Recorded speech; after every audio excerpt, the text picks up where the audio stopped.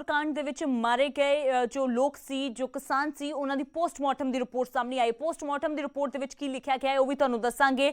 Postmortem की report दे विच साफ तौर पर जो है वो कहा गया है कि जो मौत हुई है वो हुई है या तो फिर घसीटन दे करके या फिर जो मौत हुई है वो हुई है जिस तरीके दे नाल वो कुटमार उत्थे हुई है, पर उस दे विच गोली दे नाल किसी दे मरण का जिक्र नहीं किया गया है।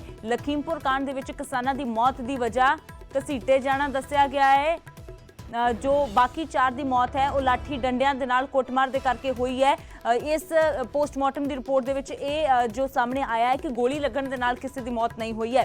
कल जिस तरह दी खबरां सामने आ रही सी कि गोली भी उत्थे चलाई गई है, पर गोली लगन दे नाल किसी की मौत नहीं हुई है। पोस्टमार्टम की रिपोर्ट के मुताबिक किसानां दी मौत घसीटन दे नाल हुई है ते बाकी 4 मौतां जो हुई ने वो लाठी डंडियां दे नाल कुटन दे करके मौत हुई है, पर गोली लगन दे नाल किसी की भी मौत नहीं हुई है। किसानां दी मौत घसीटे जाना जदों हुण ये पोस्टमार्टम की रिपोर्ट दे विच सामने आया है तो उस तो बाद ये वीडियो जो है वो होर भी किते ना किते साफ करता नज़र आ रहा है कि इस वीडियो के जरिए जिस तरीके दे नाल घसीटिया गया है किसानों नूं तो वो वजह हो सकती है उन्हां दी मौत दी। लखीमपुर कांड का जो पोस्टमार्टम की रिपोर्ट सामने आई है, मौत की वजह लवप्रीत सिंह, किसान लवप्रीत सिंह, मौत की वजह घसीटन दे नाल सट लगी, सदमा ते हैमरेज। गुरविंदर सिंह किसान, मौत की वजह घसीटन दे नाल जो धारदार चीज़ उन्होंने वजी है उसकी सट भी लगी है, सदमा ते हैमरेज। क्योंकि जिस तरीके दे नाल एकदम गड्डी आके पिछों एकदम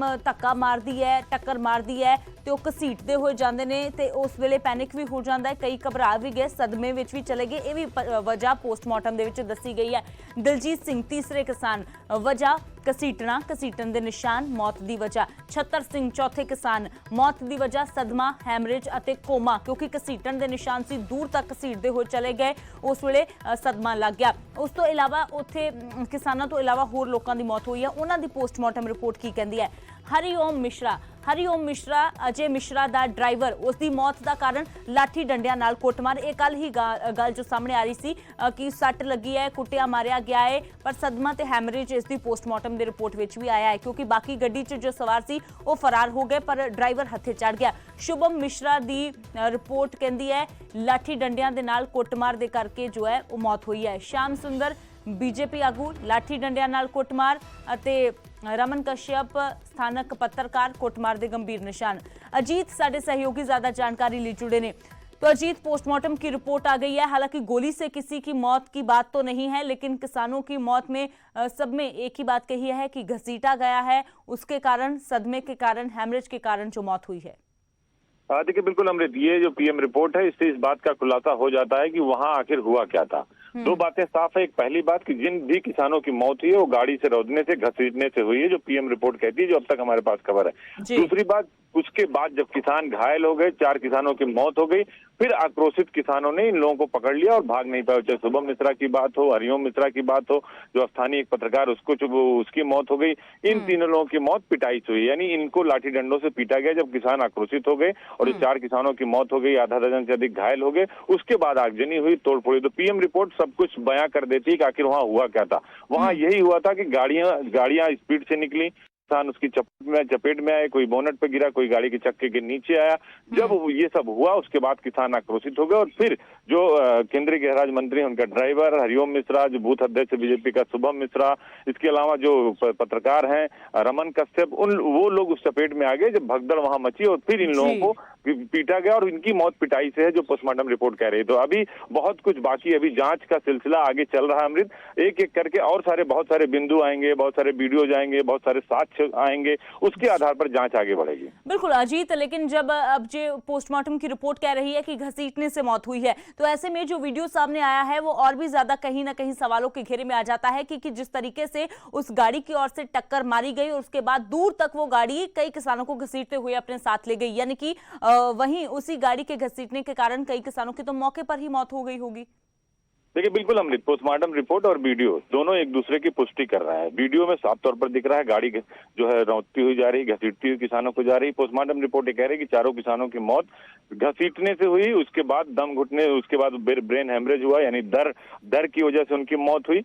तो ये चीज साफ है और वीडियो भी यही कह रहा है और पोस्टमार्टम रिपोर्ट भी कह रही है कि मौत की वजह क्या है। तो अब कहीं अब बचना बहुत मुश्किल होगा। केंद्रीय गृह राज्य मंत्री के बेटे आशीष मिश्रा, जिनके खिलाफ 302 का एफआईआर है, हालांकि किसानों के ऊपर भी अज्ञात में एफआईआर दर्ज की गई है, 15 किसानों के, उनके ऊपर भी 302 का मुकदमा दर्ज है। लेकिन अब सरकार चूंकि डैमेज कंट्रोल कर रही है, सरकार ने किसानों से बात की है, पूरे मामले का पटाक्षेप कर रहे हैं। तो अब जो न्यायिक जांच होगी वो दोनों बिंदुओं को देखेगी कि आखिर क्या। लेकिन पीएम रिपोर्ट अदालत में मान्य होती है। पोस्टमार्टम रिपोर्ट एक बहुत बड़ा साक्ष्य होता है जिसमें यह साबित हो जाएगा कि किसानों की मौत घसीटने से हुई और बाकी जो 3 लोगों की मौत हुई उनकी मौत पिटाई से हुई, और तब हुई जब ये हादसा हो गया, किसान रौंद दिए गए, उनको चोटें आई और जो है उनकी मौतें होने लगी। फिर वहां जो भीड़ थी वो आक्रोशित हो गई और फिर इन लोगों को पीटा गया, जिसमें इनकी मौत हो गई। बिल्कुल, यानी कि पोस्टमार्टम रिपोर्ट कह सकते हैं कि अजीत किसानों के हक में जाती हुई नजर आ रही है कि पहले किसानों को रौंदा गया, उसके बाद हालात खराब हुए, तो उसके बाद किसानों की ओर से जो एक्शन लिया गया। फिलहाल शुक्रिया इस पूरी जानकारी के लिए। ਤਾਂ ਸਿੱਧੇ ਤੌਰ ਤੇ ਲਖੀਮਪੁਰ ਕਾਂਡ ਦਾ ਪੋਸਟਮਾਰਟਮ ਰਿਪੋਰਟ ਕਹਿੰਦੀ ਹੈ ਕਿ ਜੋ 4 ਕਿਸਾਨਾਂ ਦੀ ਮੌਤ ਹੋਈ ਹੈ ਸਿੱਧੇ ਤੌਰ ਤੇ ਘਸੀਟਣ ਦੇ ਕਰਕੇ ਹੋਈ ਹੈ, ਸਦਮਾ ਲੱਗਣ ਦੇ ਕਰਕੇ ਹੋਈ ਹੈ, ਹੈਮਰੇਜ ਹੋ ਗਿਆ, ਬ੍ਰੇਨ ਹੈਮਰੇਜ। ਪਰ ਉਸ ਤੋਂ ਬਾਅਦ ਜੋ 4 ਮੌਤਾਂ ਹੋਈਆਂ ਨੇ, ਵੱਖਰੀਆਂ 4 ਮੌਤਾਂ, ਜਿਨ੍ਹਾਂ ਦੇ ਵਿੱਚ ਅਜੇ ਮਿਸ਼ਰਾ ਦਾ ਡਰਾਈਵਰ ਜੋ ਗੱਡੀ ਚਲਾ ਰਿਹਾ ਸੀ, ਉਸ ਤੋਂ ਇਲਾਵਾ ਇੱਕ ਸਥਾਨਕ ਪੱਤਰਕਾਰ ਸੀ, 2 ਹੋਰ ਲੋਕ ਸੀ, ਉਹਨਾਂ ਦੀ ਜੋ ਮੌਤ ਹੋਈ ਹੈ ਉਹ ਕੁੱਟਮਾਰ ਦੇ ਕਰਕੇ ਹੋਈ ਹੈ। ਪਰ ਇਹ ਵੀ ਗੱਲ ਸਾਹਮਣੇ ਆਈ ਹੈ ਕਿ ਕੁੱਟਮਾਰ ਜੋ ਹੈ ਉਹ ਬਾਅਦ ਵਿੱਚ ਕੀਤੀ ਗਈ ਹੈ, ਲਾਠੀ ਡੰਡੇ ਬਾਅਦ ਵਿੱਚ ਚੱਲੇ ਨੇ, ਪਹਿਲਾਂ ਕਿਸਾਨਾਂ ਦੀ ਮੌਤ ਹੋਈ ਹੈ ਘਸੀਟਣ ਦੇ ਕਰਕੇ।